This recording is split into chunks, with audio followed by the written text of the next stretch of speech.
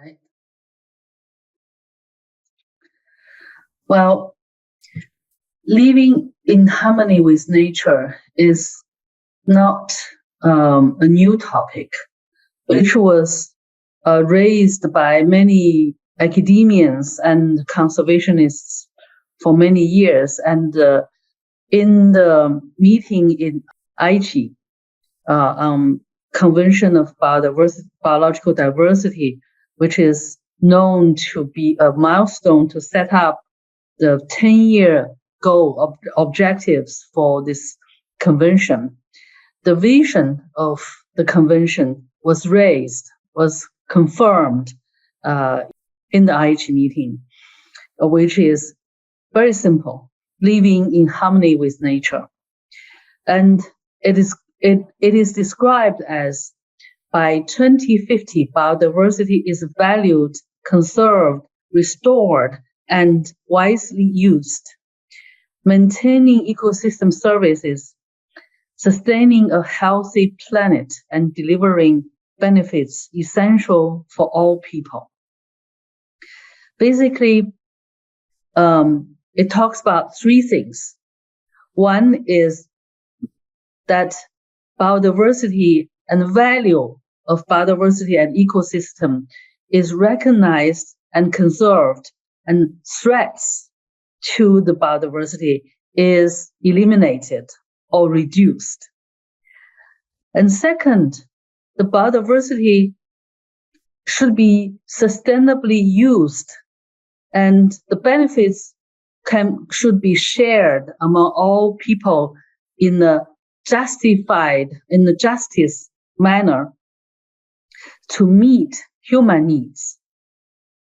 And third part is that we, the human societies, have to work out mechanisms to ensure the above two things happen, so the planet can continuously deliver benefits that's essential for all people. As we all know that all human beings living on Earth is heavily dependent on the natural resources and the products that nature creates for us, whether it's visible, tangible products such as air, water, food, medicine, fiber, or intangible resources such as climate adjustment, and the regulation of flood,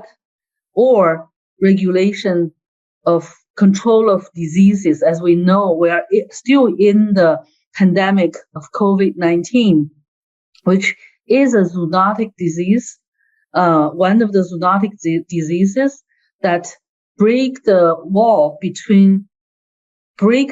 barriers between human and other species. So humans got infected, which is in large the fault of humans who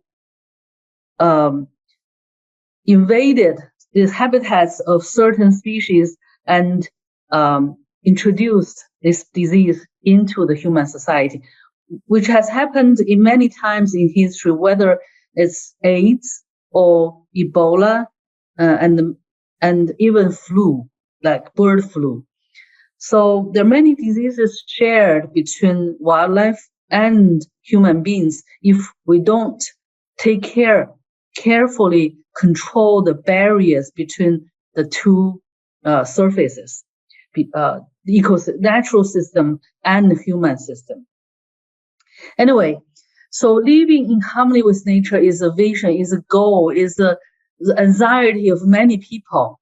But for a long time, so far, it has not been reached. It has not been succeeded. So it raised many questions.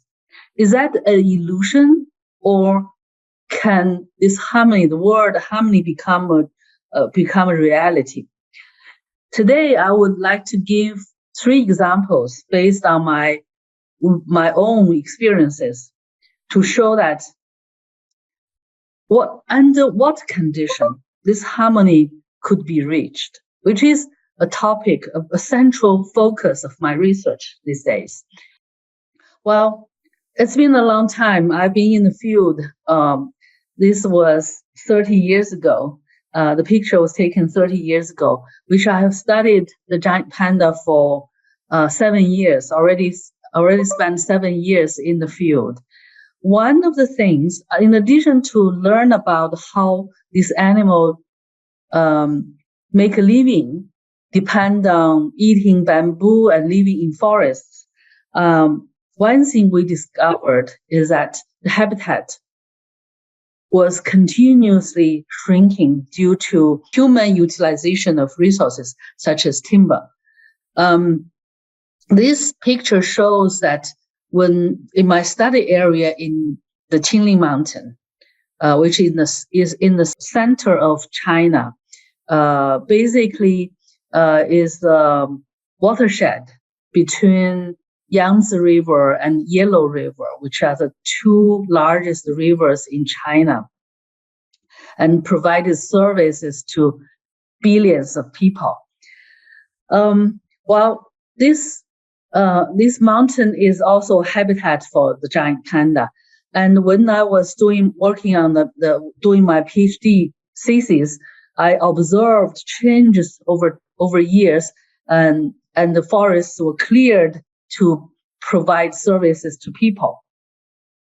This obviously made me very anxious, and so we raised the question to raised the point to the Chinese government, and quickly this place turned into a nature reserve. However, the timber logging was going on in many panda habitats. You cannot always, ask for special permission from the government to turn the area into a nature reserve. Plus, the country needs timber services. So, how to solve this problem? Well, when I was working in the field, one question I hated when people ask me is, why do we protect the panda when we are still poor? Although there are slogans written on the wall that protecting the panda is protecting our own life. However, this slogan doesn't really translate into the understanding in people's mind at that time in 1990s, when many people were still living in a poor condition. So then I became very interested in learning how to make this slogan a reality. Although we have successfully turned one place, about 300 square kilometer habitats, into a nature reserve, but how about the other 30,000 square kilometers of panda habitats? And how about many other habitats and other species depend on? So we have to work out some mechanisms to make things happen, to make this harmony happen. Well, when I started to learn about the conditions, first thing that jumped into my eyes is this curve, which is called environmental cuteness curve, which describes the relationship between environmental degradation and per capita income, which is not only a hypothesis, but also an experience from developed countries. For example, sulfur dioxide emission in the US exactly showed the shape of this curve, which means when the people were poor, per capita income were low, the income generation often is at the cost of environment. So environment degradation raise in the high rate till the income reached a level that people began to care about environment. Then the curve began has a tipping point, and the curve began to drop down. And in the US, this curve was measured, and in many other countries, the curve was measured that approximately at the per capita income at about 8,000 to 10,000 US dollars per person, the tipping point is reached. So in the 90s, when this curve was first described, there was an article in New York Times said, riches are greener. Well, is this true? The dilemma is, if all the poorest reach the point of US per capita income at the same cost of environment, then the Earth may have been collapsed. Can we sustain to that point? Well, I would like to give you 3 examples to show under different economic and social conditions, how the harmony could be reached and why. The 3 points, 3 examples came from 3 locations. One is in Beijing, which you can see that Beijing have a very dense population and high economic development. And the middle point is the panda habitat, which I have worked for many years, which has a relative lower, modest population density and as well as a modest economic development. And in the meantime, I would like to give example from a low, underdeveloped area with low population size to see how things happen in these 3 places. And I chose these 3 examples trying to show you that it might be representative to the world because the population size, the economic development, and the natural condition are all associated, actually. So how people, and living in harmony is not a question in China, but a question to the world. So how China solves its problem with living in harmony with nature may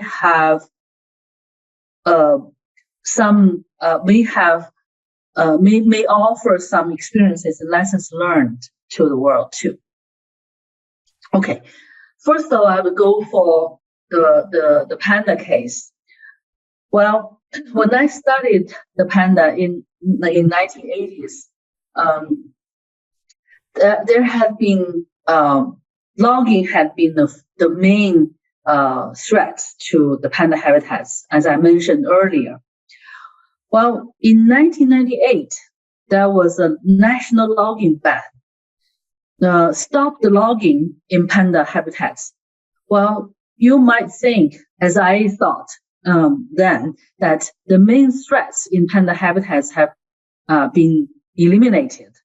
Panda habitat should be recovered in a large scale.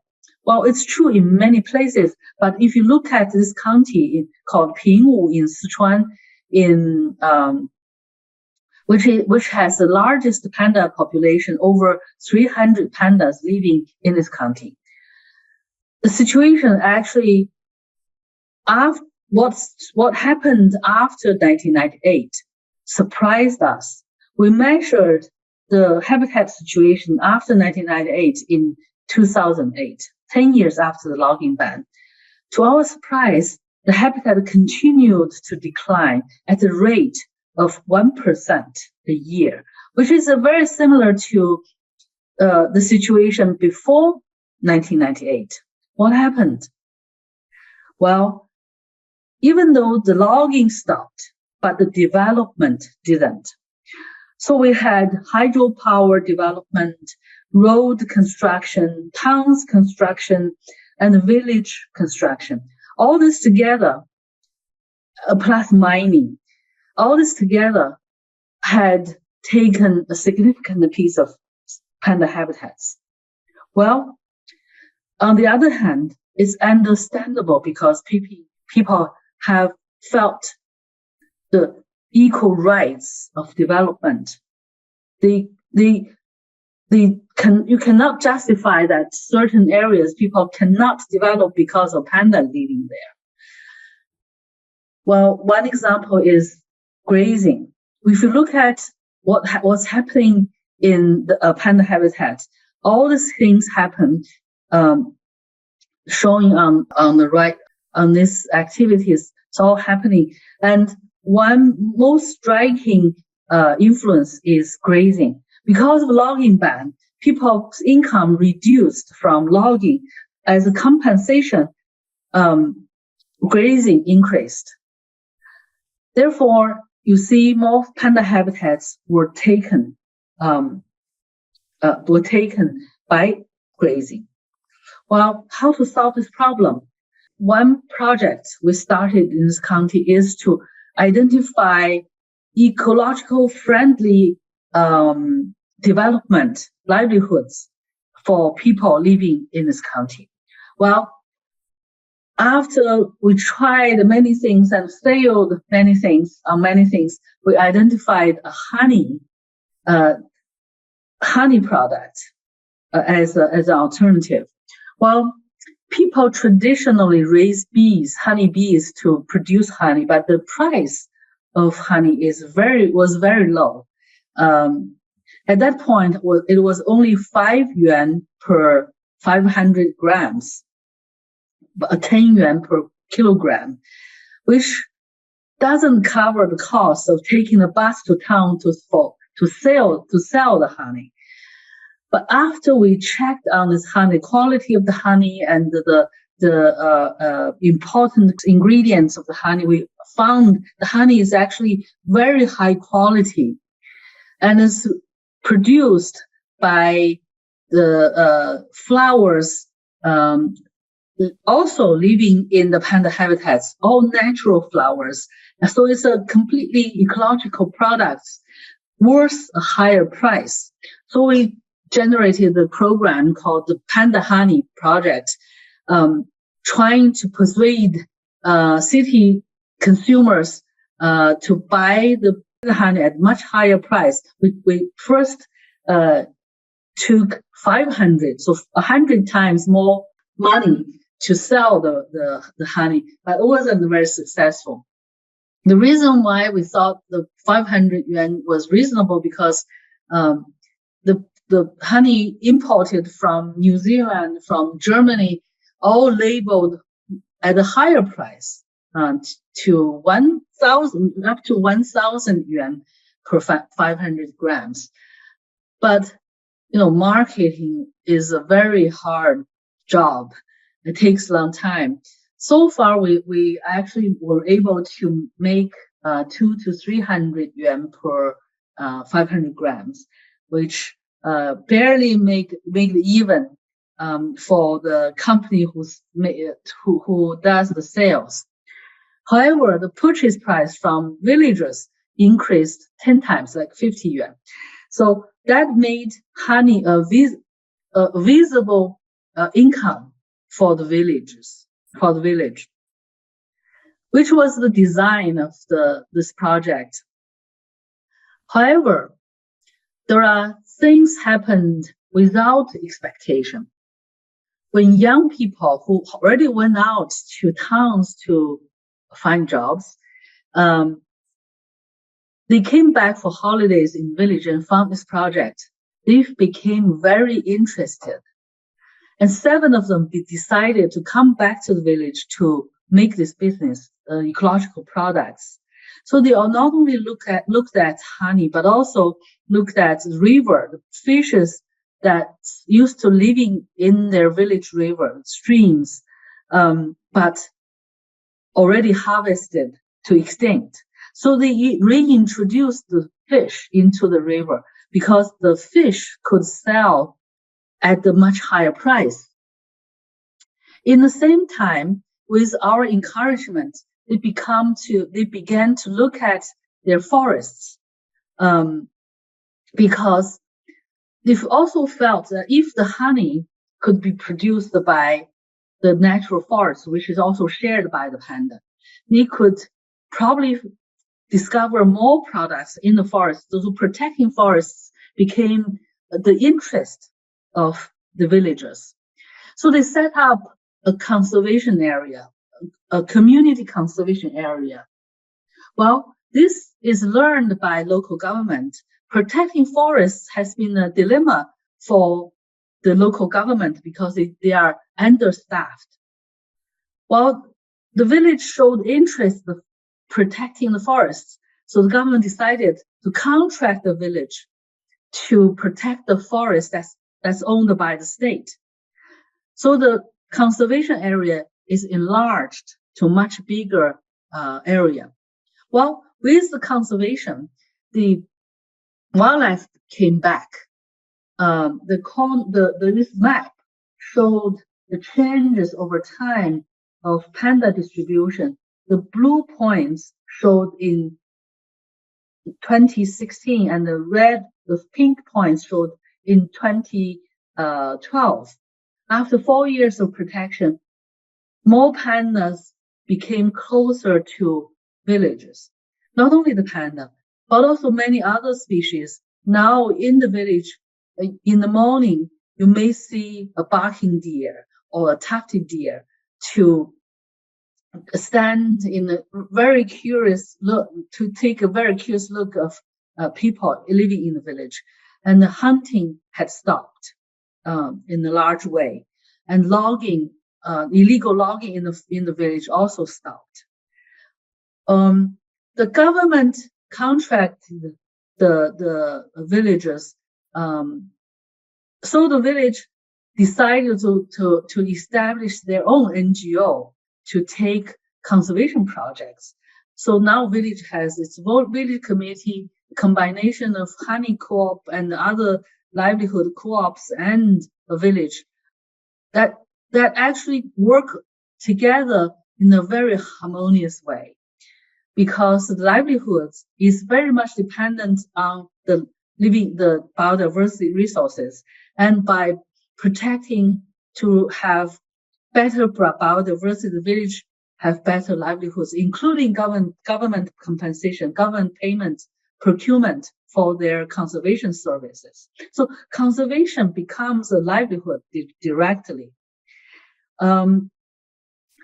So this is a combination of market force, government support, NGO support, and village actions. With coming back of wildlife and better forests around villages, now the village is developing ecotourism projects that every household in the village is involved. Either by providing food and vegetable services, or by providing homestays. The villagers provide interpretations to outsiders to enjoy the nature and living, to also enjoy the countryside life. Well, this story developed starting from a bottle of honey and went way beyond what we had expected in 2009, now 13 years ago. So, although this story encouraged villages around them, there are now a dozen villages in panda habitats would like to learn from them to do the same thing. Well, this is one story. The next story I will share is from a remote area, which is called Sanjiangyuan, meaning the headwaters of 3 rivers. The 3 rivers are Yellow River, Yangtze River, and Mekong River. The last one, the Mekong River, actually runs down to Southeast Asia. The 3 rivers provide services for at least 6 billion people downstream, including people from China and from Southeast Asia. It is also a habitat of many large carnivores, including snow leopards. It has a very low human population density. But if you look at the population density, which is shown in the on the map, it actually shows some towns have more concentration, but there are areas without people, with small number of people, and with modest number of people. Well, this is a Tibetan area, or still remained relative intact with natural ecosystems. You have a large carnivores, shows that you have a very strong supporting system with herbivores and enough habitats to support in this case, which is grassland, to support all the herbivores. Well, you may not know that the Tibetan Plateau has the most species of large carnivores in the world. When we talk about large carnivores, you may immediately think about East Africa with lions, with leopards, with cheetah, and many carnivores. But actually, Tibetan Plateau supports more species than Eastern Africa. Because the habitats in the east of plateau is very complicated, which is the Panda Mountain and the rising of Himalayas, which is a collision between the Indian continent and Eurasian continent, raised many mountains around Tibetan Plateau, which created complicated habitats and therefore support many different species and biodiversity. It is also very lucky to have Buddhism, Tibetan Buddhism, as a main cultural value that people share. People feel that sharing habitats with other living beings is honorable, is a merit instead of a competition. One example is that they have many sacred mountains and sacred lakes where hunting is not allowed. Not only on sacred mountains, when about 3 years ago, there was a large snowstorm. So livestock were starved, and the government and the society provided support, financial support and material support to feed the animals. As soon as their livestock is fed, people start to carry hay up to the mountains to feed wildlife because they're also starving. So in this area, you can often see that free roaming wildlife are not afraid of people. No, that's part of the reason why this land has supported so many large carnivores because of cultural value. We have done researches in the center. This figure actually showed that the relationship between the cultural richness and species richness. The more traditional cultural value that's maintained in the village, the more species you observe in the village.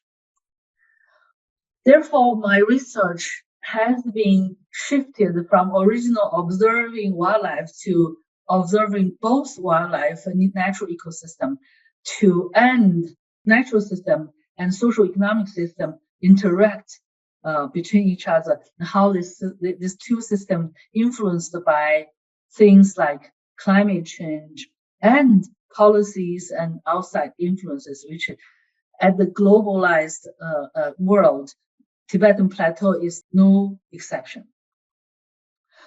This is my working station in the Sanjiangyuan area, and the location of this place is a beautiful area. One of the results we have worked out is that we actually discovered the two systems could coexist.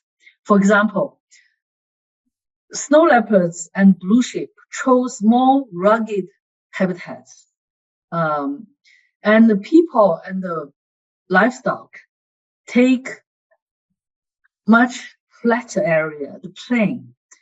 The two interact occasionally, but in most time, they may remain relatively distant. So separate ecological niches allowed these two systems coexist. This is one of the results we have learned. But on the other hand, conflicts between large carnivores and people has been observed, especially wolves and bears. Snow leopard is relatively okay, although they also take livestock as food. Because they are carnivores, they eat any animal that's made available to them. And livestock is not particularly quick or strong to compare with other wild ungulates. So naturally, they were eaten by wolves and by snow leopards. And the loss can be significant. So people sometimes, although there is a Tibetan Buddhism teaching for not killing, but once their yaks, their livelihoods being destroyed by this wildlife, a retaliative killing became also happened. I had once observed 3 snow leopards were killed by a herder whose yaks were killed by this snow leopard. So on one hand, one can understand that wildlife eating, wild carnivores eating ungulates, including domestic ones. But on the other hand, people's livelihoods, people has a right of protecting their livelihoods. So this conflict has to be resolved. This data shows how much yaks have been lost to different carnivores and the cost of it. Well, the government of China have produced insurance for villagers for the loss of livestock to wildlife predation. However, the government staff is very, very limited, so they're not able to verify the case and provide on-time compensations from insurance. So with a number of times that failed to get the payback, villagers lost interest of apply for insurance redeem. Under these circumstances, we decided to help with, we raised some money, but instead of paying villagers after the livestock was killed by wildlife, we set up a village fund in the beginning of the year, and especially the village fund is managed by a village elected committee. So they decide on the norms, how the payment is made and how much is paid for the loss of the livestock. For example, they decided that if the herder does not take care of the herd, if you don't manage your herd, you don't follow, then the wolf, if the herd, your livestock is killed by a wolf, the payment is not, you're not eligible for payment because you are responsible for managing your herds. And the volume, the size of payment. After a few years of a test, we actually see the people's satisfaction has been raised, and most importantly, better management of herds are applied, and the cases of livestock killing reduced. So this is more of a preventional measure instead of aftermath payment compensation. Well, the key point is that to decentralize the management to village, they are able to manage the fund and deliver payments. Well, snow leopard is perhaps one of the luckiest animals, large carnivores in the world, because their distribution is much overlapped with the Tibetan Buddhist distribution area. This is the paper we wrote. We compared between the two, the distribution of snow leopards and distribution of Tibetan Buddhists. And this is perhaps one of the reasons why snow leopards population has been increasing in past years to compare with many other large carnivores such as tiger and lions.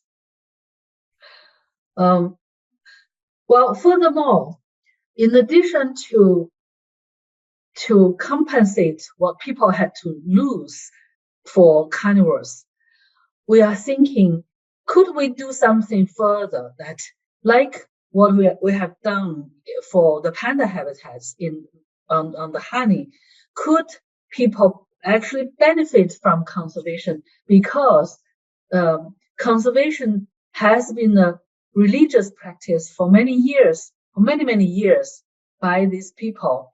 And how can they benefit from it? Well,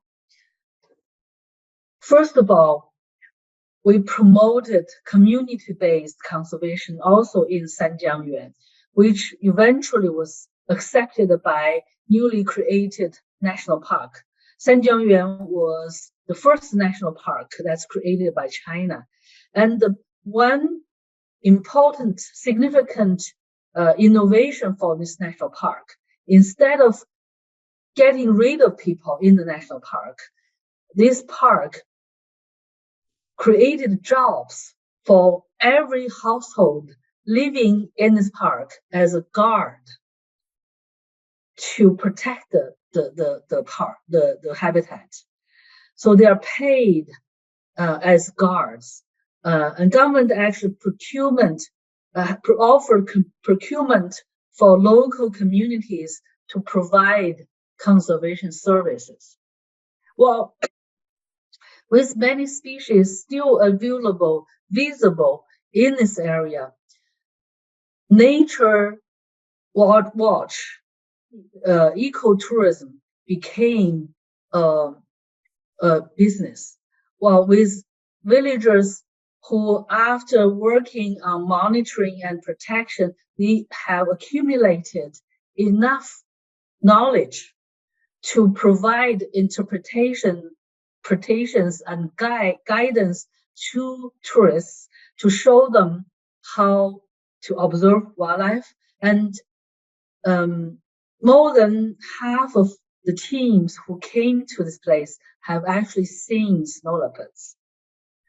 Before the pandemic, in 2019, 1 million yuan was created for this village co-op that's formed by 21 families to offer homestay and guides for outside tourists. one thing that's important for this program is that 1 million is actually shared by the entire village. 45% of the money goes to the homes, to the 21 families, and 45% goes to the village as a community income to pay for insurance for elderly, for elders, elderlies, and other costs, and children, mostly for children and elderlies. And 10% goes to the wildlife fund that pays for the compensation for carnivores predation. The rationale behind is that the reason why the ecotourism is made available is because of entire village's efforts paid for conservation. Therefore, the 21 families are the representatives to make money for the entire village. They receive more money, but the every households in the village share a bit. So this regulation, this distribution of finance of income is determined by the village committee. The last case I would like to share is in the university. I'm very proud to share this example because we actually started this program. This is an overview of my campus. As you can see, there are many trees in this on this campus. It's actually started in 1920s by John Leighton Stewart, which was a missionary, founded a university called Peking University. At that time, it was a field, mostly field.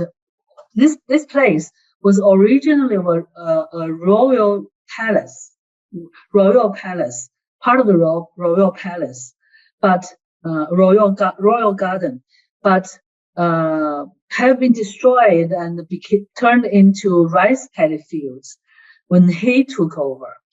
So he invited two professors to design the campus. One designed architecture in a Chinese style. The other one, who was actually a professor of chemistry, who is also a botanist, designed the garden for the campus. He collected 30 species, 30 plants from all over Beijing and planted on the campus. So by today, we see a very natural vegetation, as you can see from the color picture, which is the campus, how the campus looks today. Very natural native species, mainly native species on the campus, formed rather natural ecosystem. And the campus has become a hotspot for bird watching for Beijing citizens. So what we have enjoyed is over 500 species of plants and over 230 species of birds, which is significant. Giving an example, China has 1,400 species. So, which means that on our campus, we can see 1/7 of all birds in China, plus mammals, fishes, amphibians, and reptiles, butterflies, including dragonflies, dragonflies. So based on these numbers, which we have monitored since 2003, we raised the point to the university management administration team that the campus has become a very important biodiversity area that should be protected. And after 2 years of efforts, this area has been proved by the administrative of the university as a campus conservation area, which is perhaps the first one in the world. And I believe that the Tokyo University also has many species. I visited your campus, and you also have species sharing the campus. And you may consider doing the same thing, observe the species on campus and protect them. And most importantly, to maintain the natural habitats in certain areas, not all areas, because the campus in our university has to support over 50,000 people in a very small area of only 1 square kilometer. But on the other hand, this example exactly showed how much coexistence is possible.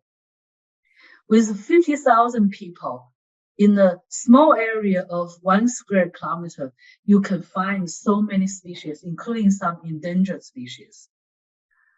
If Peking University can do that, any city park or campus could do it too. In fact, Beijing, inspired by our story on the campus, began to talk about a natural Beijing, because Beijing as a municipality, we have more than 20 million people by today, close to perhaps 30 million people, including the migrants. In the meantime, Beijing had the vegetation coverage of Beijing is close to 50%, and the vision is reaching up to 70% by year 2035. And the Beijing has over 500 species of birds, which means 1/3 of bird species could be seen in Beijing in such big city.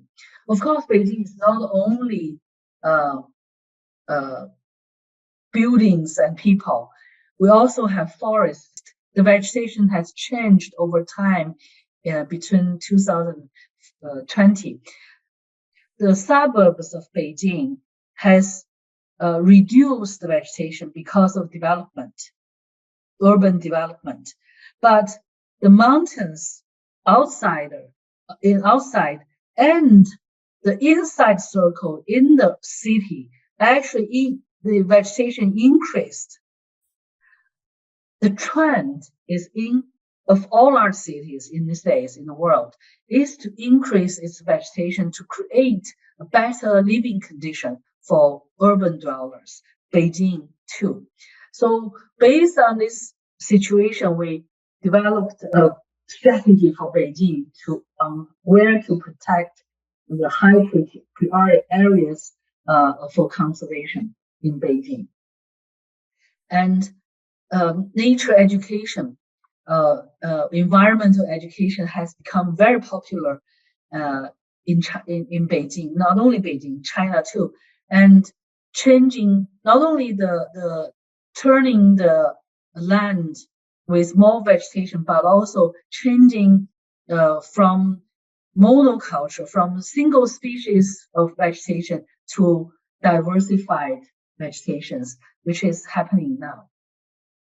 Many citizens involved in this activity, in this movement. So what we have learned really from these 3 examples, that under different social environment conditions, the drivers of coexistence can be different. For example, in Beijing, the economic development in Beijing perhaps already reached to the turning point of Cousins curve. But both Sichuan panda habitats and Sanjiangyuan, the Tibetan plateau, especially Tibetan plateau is way at the left side of the curve. But coexistence could be made happen, made happen is because people interpreted better life with income, of course, but also other important things such as recognition by the society, the recognition by the government. While on the Tibetan plateau with cultural value, spiritual value, merits, accumulating merits for no killing of life, for protecting life, has become a very important reason why this place has become very rich in biodiversity. So when Maslow studied the motivation of hierarchy of people's motivations, he described the fundamental needs, the layers of needs from fundamental needs, physical and survival needs, to spiritual and self-actualization as a hierarchy. So often psychologists understand these hierarchies as one after another, meaning the fundamental essential needs has to be met first, and then the higher level needs goes after. But from my examples, as you can see, especially the examples from Tibetan Plateau, you may tell that the essential needs, the physiological needs, and the higher level needs could happen at the same time. One has to create the conditions to mobilize these needs. It could be mobilized on the other, in other words, especially if the value system is introduced. So after all, what we have learned is that the people who are greener, not necessarily richer people. Not necessarily richer people. Poor can be green too if the value system is there. And perhaps we measure our life quality in the wrong way. GDP is not the only measurements. There should be a holistic view. And the holistic view should include the value system that appreciates and recognizes the nature. And if the whole society on Earth recognizes such a value, could the conservation be mainstreamized, which is the most difficult part for conservation. When we talk about now the Global Biodiversity Framework, which is under negotiation right now to establish the goals for 2050 and 2030 after Aichi Targets. How mainstream, so conservation should not just be the responsibility of conservationists. It should be responsibility, it should be the jobs shared by all society, all departments, all governments and enterprises. But why it's not happening right now? It's because our value system has not been transformed. A transformation, a just transformation toward a new civilization should include a value system, which is what I've learned. These examples I've mentioned may be too small to be convincing that the whole world will change in such a way, but it enlightens us what's possible. That's all I have to say. Thank you. You're welcome to raise questions, and we may discuss if your question, Mike cannot answer your question. We may discuss about the possible. Okay, thank you very much, Professor Lü, for your wonderful presentation. Maybe our students have many questions, so please don't hesitate. Please raise your hand. Otherwise in the online.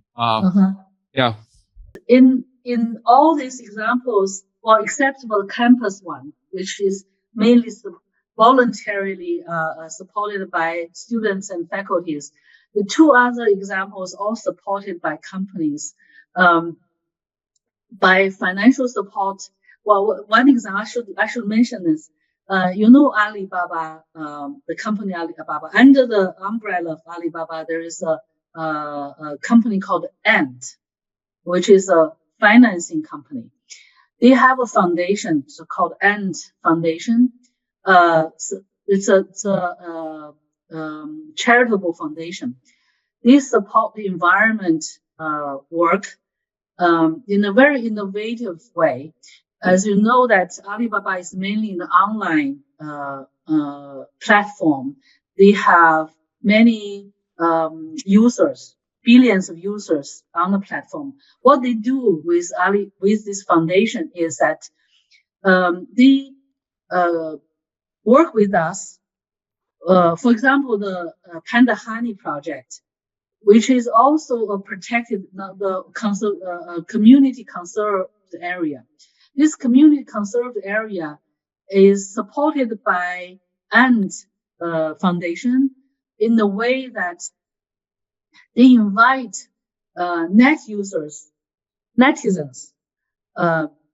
to virtually support 1 square kilometer by donating their energy, green energy, accumulated online, which is a program of Ant Foundation.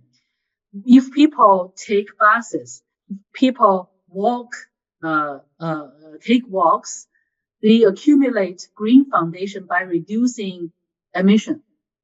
So they donate the virtual energy, it's called green energy, to the protected area, to the conservation area. And foundation pay for certain amount of money to support communities to do conservation. So every time when they publicize a protected area online, millions of people donate their energy. We have another piece of community conserved area in Senjiangyuan, which is a larger one. The size is about 160 square kilometers. There has been more than 1.4 billion users, netizens, donated their energy to support this protected area.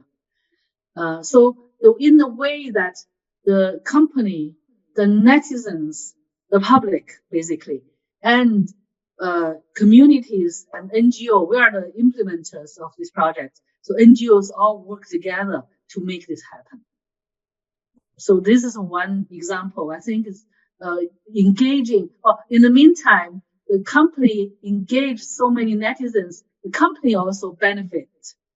They raise their brands and benefit from more net users.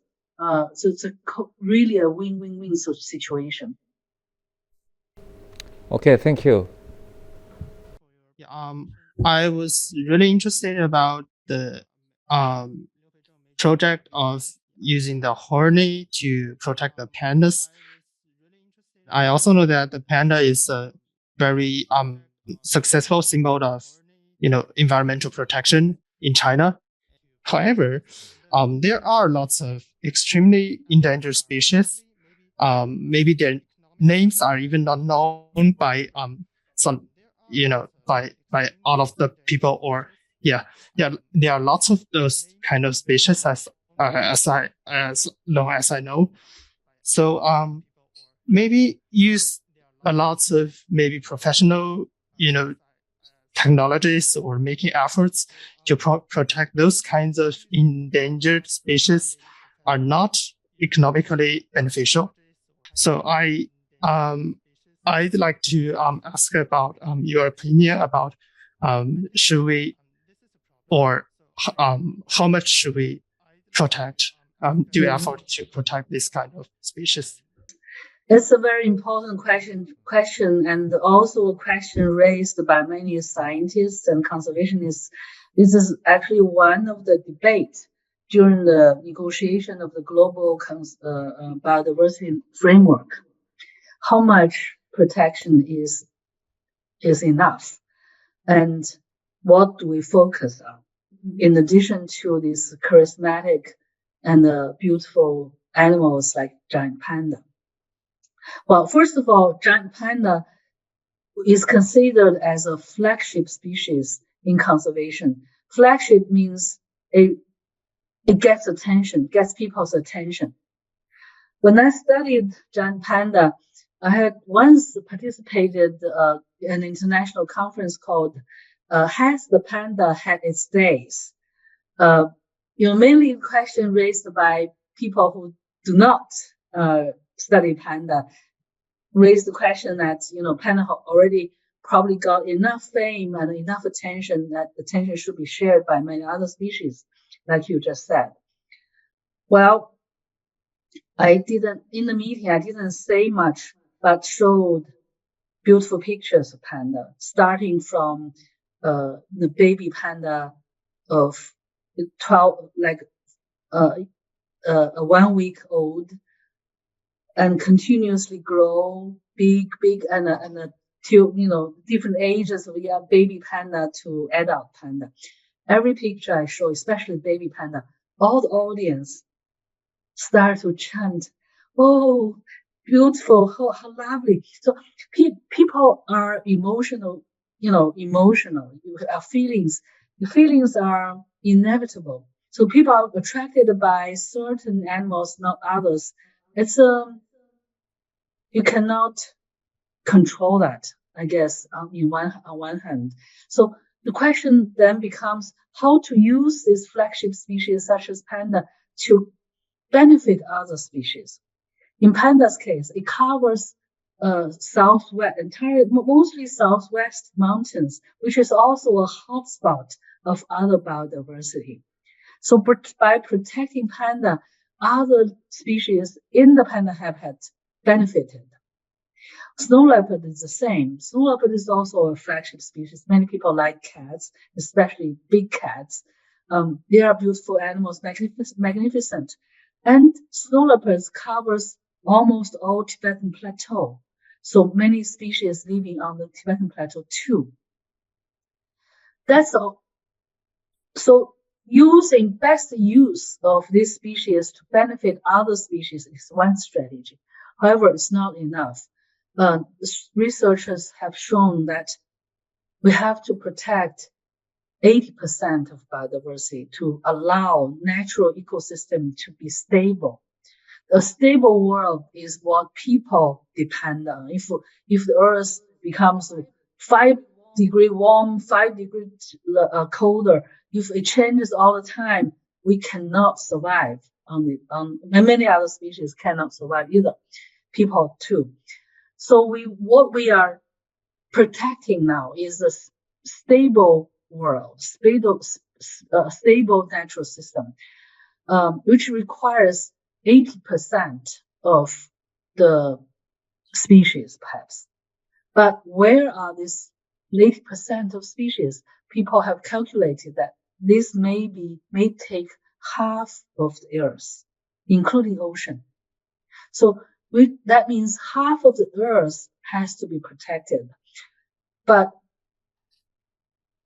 you cannot designate half of Earth to national parks or protected areas. So that means most of the nature has to be shared with people. Coexistence becomes very, very important. So I guess equality among species is one concept one has to promote too. Although people like some species, even hate some species like rats or mosquitoes or flies. But when I went to Tibetan area, when we talked about class 1 protected wildlife and class 2 protected wildlife, they actually laughed at us that you guys differentiated different animals even. To us, all animals are the same. So if you go to the Tibetan Plateau, you would say in the summer, there are people stopping cars from running over worms that climbed over roads to prevent worms from being killed by cars. And these worms actually eat grass that people raise their livelihoods, but they don't want these worms to be killed. If I didn't see with my bare eyes, I wouldn't believe there are such people in the world, but there are. So there are many things we have to change. I agree. We have to respect the animals that look ordinary or even ugly, not attractive, but takes important roles perhaps in the ecosystem. Like some of these small rodents, small rats, they eat grass. They are small. They are not good looking, but they are the food to most carnivores, most other wildlife. Without them, the carnivores, whether it's snow leopards, wolf, or bear, these large animals cannot survive. So one thing we're fighting for is to protect those small animals on the Tibetan Plateau that is even hated by the herders because they eat grass. The government has programs to kill these small animals because they think these animals are the ones destroy grassland. They're actually not. They come to grassland after grass became shorter because people graze first, cut the grass short, and then it created suitable habitats for these small rodents, small mammals. That's what happened. Things won't change overnight, so one has to make efforts, continuous efforts. We just in a very maybe a near future, we should still focus on one important thing. I think is again to disseminate messages on why these small and attractive animals species are important to ecosystem.